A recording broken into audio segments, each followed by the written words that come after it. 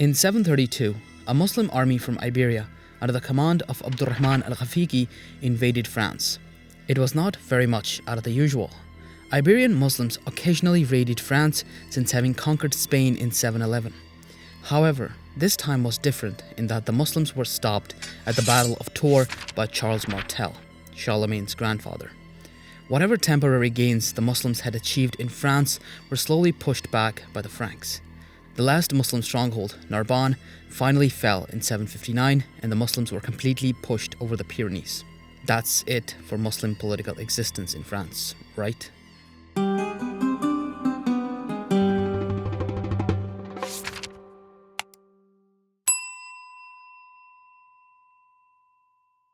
This video is sponsored by Magellan TV. Magellan TV is a streaming service that hosts over 3,000 documentaries and shows in various genres, from history to science as well as travel and art. They're adding new shows all the time, which you can enjoy on all sorts of devices. Also, best of all, there are no ads and an increasing percentage of shows is now available in 4K with no additional cost. They were kind enough to offer Al Muqaddimah viewers an extended free month-long trial. You can go to try.magellantv.com/Al Muqaddimah to take advantage of that. I'm excited to announce that Magellan TV is now offering a buy one get one free gift card on its yearly subscription for the people in your life you might want to give the gift of knowledge. The link is also in the description. I would strongly recommend War and Wisdom, which brings forth an interesting comparison of Islam's Golden Age and the Crusades. It's a bit of a traditional narrative, but it's very informing nonetheless. Also, it starts with the flight of Ibn Firnas, the first documented attempt at human flight, so it's definitely worth checking out. Secondly, you should check out Idea Wars, the birth of printing, which tells the tale of Gutenberg and his printing press, which changed the world forever. Again, you can take advantage of a month-long free trial by clicking the link in the description. It would also help the channel. Back to the video. In 887, a small ship carrying around 20 Andalusian sailors landed near the modern town of Saint-Tropez. They took over a settlement called Fresnay and established themselves in the fort overlooking the town. The fort was called Fraxinetum, which is usually the name used for almost all subsequent fortresses that the Muslims would come to take over. These days the mountain is known as Massif des Moors, or the Mountain of the Moors. Now, we're not really clear on who these men were, and how only 20 of them were able to accomplish this. Most of the sources on the story I'm about to tell you are Christian. We hardly have any Arab sources that even mention the region. As Christians were the targets of their raid, you can imagine why the authors of our sources were salty. As a result, it's difficult to draw a complete and unbiased picture of what happened. So, even though modern scholars have used these sources and the historical method very diligently, almost everything in this video is probably slightly incorrect. For example, the 20 Andalusian sailors who conquered Fraxinetum might have been a bit more than 20 and might not have been Andalusians, but they did conquer Fraxinetum, so it's an interesting story despite the problems with the sources. After conquering this impenetrable fortress, the Andalusians called on their Muslim brethren. They got help from the Iberian coast, North Africa, and Sicily, all of which were obviously under Muslim control. By 906, they controlled and raided almost all of modern-day Provence. We know that they even occupied the town of Acqui near Genoa in Italy. By 939, the Andalusians crossed the Alps and raided northern Italy as well as southern Switzerland. They attacked the monastery of St. Gall and destroyed the abbey of Aguan in Valais. Around the same time, in 939, Genoa was sacked by North African and Sicilian Muslims who raided from the south. Although it's not difficult to imagine that the Muslims of Fraxinetum also joined them. The reason that they were able to do all this is because Western Europe was going through serious problems at the time. The Carolingian Empire had just fallen, and everybody was trying to accumulate as much power as they could. Although even then, the Muslims became too much of a hassle to tolerate, so naturally, local authority was inspired to do something about the problem. In 941, the King of Italy, Hugo of Arles, assembled an army to attack Fraxinetum and put an end to it. He even got help from the Byzantine Emperor Romanus Lecapenus, who sent a fleet which was to help from the sea in case of any reinforcements. This is where it gets interesting. Apparently, just when he was about to destroy the Muslims, he did what's called a pro-gamer move and allied with them instead. There were multiple reasons for this. The crown of Italy was being challenged, and he didn't want his rivals invading with an army from the north. In addition to that, the king of East Francia, modern-day Germany, and the future Holy Roman Emperor, Otto the Great, was accumulating power in the north. King Hugo just wanted a buffer between him and the threats to the north. The final reason is that the Muslims of Fraxinetum were being sheltered by none other than Caliph Abdurrahman III of Cordoba. Again, sources are kind of fuzzy, but we know that both Otto and Hugo reached out to Abdurrahman III regarding the Muslim raiders. So even if he wasn't their patron, and that's a big if, some people at the time might have thought that he was. Although frankly, it sounds exactly like something Abdurrahman would do. Hugo of Arles seems to have been active in trading with Abdurrahman and didn't want to disrupt the relations. In fact, an interesting story goes that when Abdurrahman III made peace with the Muslim ruler of Barcelona, the peace negotiations were attended by some Franks and Italians. According to some sources, Hugo was actually one of the people involved. Because of his alliance with the less than desirable allies in order to protect his own interests, Hugo is obviously really criticized in Christian sources who would have compared him with the CIA during the Cold War if they didn't live before the CIA and the Cold War. Now, what did the alliance result in? The Muslims had entrenched themselves in the Alpine passes, where they harassed and robbed pilgrims going between France and Italy. Hugo allowed them to remain there and actually encouraged them to raid neighboring regions to weaken them so an invading army wouldn't be able to replenish its supplies there. Although they were less like highway bandits robbing the Alpine passages and more like toll collectors. They collected toll on different kinds of items, in other words, extortion. This resulted in the Muslims becoming crazy wealthy, and they started acting like a real kingdom by propping up a string of fortresses and taxing the area they controlled. They didn't intervene in the religion of the people who were now technically their subjects. Obviously, they did raid and destroy monasteries. They also tried to play a part in local politics, for example, by sheltering rebels and renegades. There's even a traveler's account where it's mentioned that the Saracens and locals were living together peacefully in the Italian hill town of Vercelli. One weird thing about Fraxinetum, however, is that despite dealing with Christians, there never seems to have been a leader or commander that was mentioned anywhere.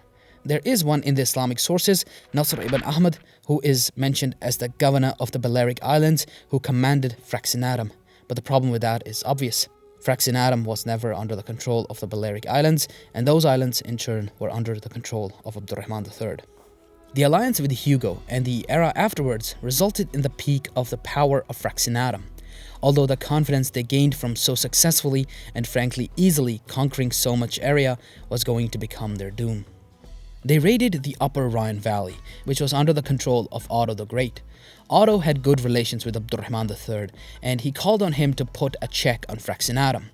Obviously, Otto was only going to resort to diplomacy for so long before he took action, and so Fraxinetum was now involved in upsetting the balance of power in Western Europe.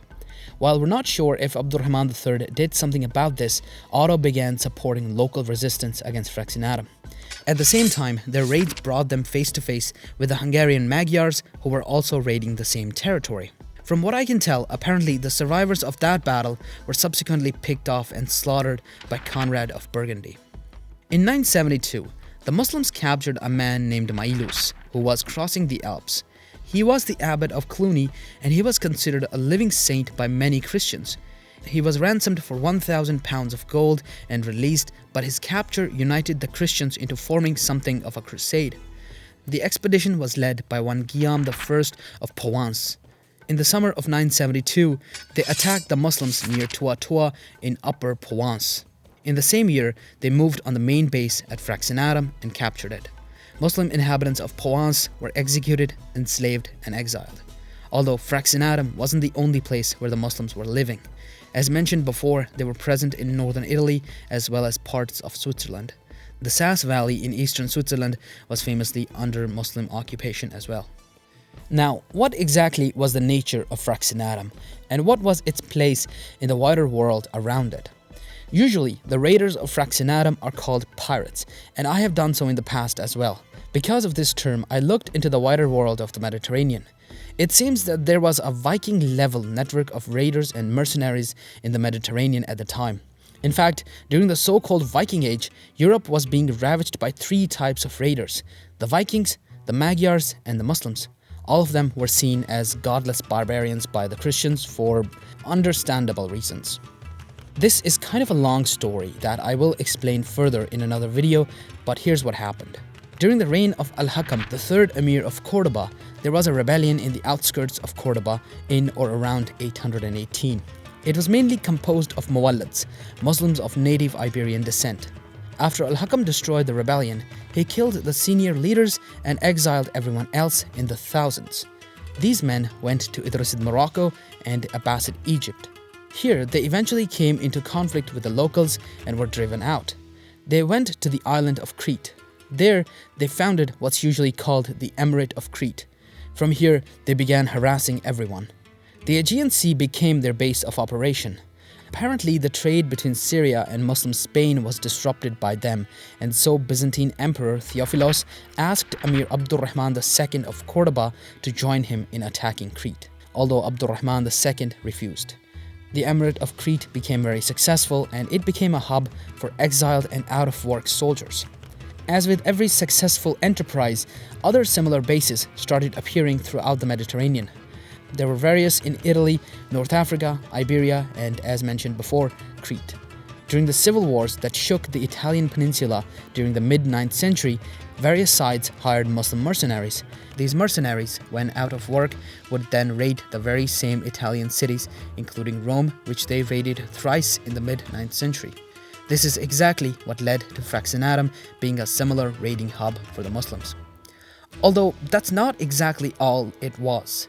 The Muslim sources that do mention Fraxinetum seem to be more sympathetic to it than other similar raiding hubs. They mention it as more than just that. They mention it as something of an agricultural and industrial region as well. Apparently wood was being cut and shipped by the Muslims and sent to Al-Andalus. This might have been the reason that Abdurrahman III supported them, if he did at all. In addition to that, buckwheat was imported and cultivated by the Muslims there as well. This is still evident by the fact that it's called Saracen wheat in Provence. Also, according to some scholars, there are certain species of goat native to North Africa that can still be found in Provence, and also apparently raising of pigs is rare in some areas. These are all clear signs that Fraxinetum was more than just a raiding hub. There is even archaeological evidence to support a mining operation in the area. Also, the way that Muslims were living with local population in some areas is pretty peculiar if Fraxinetum was just a raiding hub. Now, for almost 100 years, there was significant Muslim presence in southern France, parts of Italy, and Switzerland. Obviously, there is a lot of its legacy still around, although the question of how much is difficult to answer. There are many place names that sound like obvious deformations of Arabic words. Some traditional and local cultural things can be interpreted as foreign as well. But all of it is speculative. Nothing is concrete. Not to mention the locals don't like being told that they might have Arab ancestry. Perhaps the biggest piece of Fraxinetum's legacy are the Crusades. When Pope Urban II declared a crusade to capture Jerusalem in 1095, the memory of those barbarian Muslim raiders was still somewhat fresh. Muslims and other raiders have been explained by the contemporaries as God's punishment for the sins of the Frankish Empire. One can imagine that when Fraxinetum fell, it was seen as a ray of hope of return of God's favor. Now, you might be tempted to comment on how this was a great victory by Christendom against the heathens and whatever and blah blah blah. I've heard it all before. This story is actually a very interesting story because it shows how self-interests and economics are always more important than religious values. We see a Christian king allying with Muslim raiders to protect himself against other Christians. We see a Christian emperor calling on a Muslim ruler against Muslim raiders. We see Christians hiring Muslim mercenaries against fellow Christians. These raiders and mercenaries might have used the concept of holy war to justify their raids, but these were men who were just looking to make a quick buck in addition to a genuine search for a place to live. None of this is untypical for its era. History is always more complicated than us, the good guys, versus them, the bad guys. Except in the stories involving Tamerlane. That guy is always the worst. Vikings did largely the same thing as the Muslim raiders, and they're idolized these days in movies and games and TV shows. Fraxinetum, at least, can be judged by the same standards as the Vikings without trying to paint Islam and all Muslims as bloodthirsty. See you next time.